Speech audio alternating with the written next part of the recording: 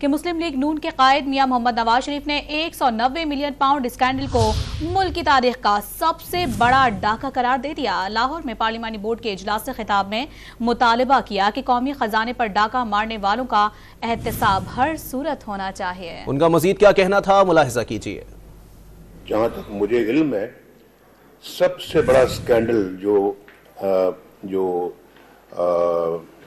पैसे का, करप्शन का या डाका कह लें आप उसको, वो ये है जो 190 मिलियन पाउंड का जो है। इसमें तो कोई शुबा ही नहीं है, कोई शुबा है ही नहीं किसी को कि ये सबसे बड़ा स्कैंडल था। कौम को बताएं कि डाका डाला किसने इस मुल्क में।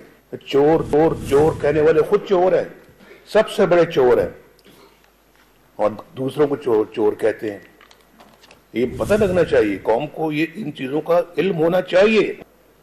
ये सब बातें ये हमें इस मुल्क को खा गई हैं और इसकी अकाउंटेबिलिटी होनी चाहिए, जरूर होनी चाहिए।